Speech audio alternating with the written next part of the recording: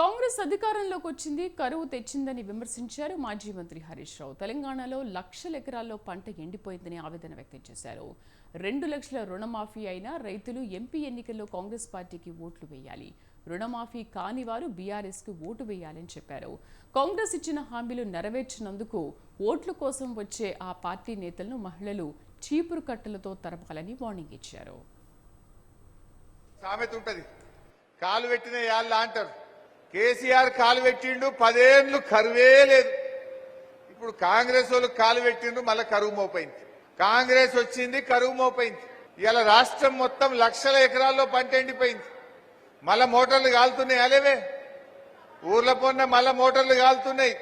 ఊర్ల పొన్న మళ్ళా బాయి గడ్డల మీద క్రేన్లు పెట్టి లోతు తీస్తున్నారు, బాయిలు అవుతున్నారు.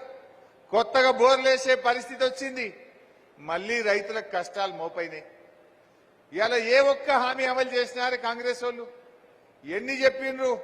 ఓడదాటదాకా ఓడమల్లప్ప, ఓడదాటినాక బోడమల్లప్ప అన్నట్టు చేసింది కాంగ్రెస్ వాళ్ళు. 100 రోజుల్లో 6 గ్యారంటీలు, 13 హామీలు అమలు చేస్తామన్నారు. అయినాయా? అమలైనయా? దాని పేరు ముద్దుగా పేరు పెట్టిండ్రు. ఏందంటే గ్యారంటీలు అని పేరు పెట్టిండ్రు. మరి గ్యారంటీ అంటే పక్కా చేస్తామన్నట్టు. మరి చేసిండ్రా? 6 గ్యారంటీలు అమలు చేస్తామని నమ్మబలికిండ్రు, నయ వంచన చేసింది ఇవాళ కాంగ్రెస్ ప్రభుత్వం. 2500 పెట్టి వడ్లు కింటలు కొంటా అన్నాడు. ఇప్పుడు కొంటడా కొనడా? మరి అడగాలి కదా మనం. ఎగబెట్టిండు. నిన్న కాగితం వచ్చింది, మళ్ళా గదే 1960 కొంటాం, ఈ 2500 ముచ్చట్ లేదని మొండి చేయి చూపించింది కాంగ్రెస్ పార్టీ. మరి ఇప్పుడు మనం కల్లాల దగ్గర, ఊర్లలో రైతుల దగ్గర 2500 ఇచ్చి వడ్లు కొంటామని కాంగ్రెస్ పార్టీ మోసం చేసింది. వీళ్ళకు సురుకు పెడితేనే రేపు చక్కగా అవుతారు, రేపు 2500 వస్తాయనే విషయాన్ని మనం ప్రజల్లో చెప్పాలి. ఇది మనం ప్రజలకు అర్థమైతే చెప్పొద్దా?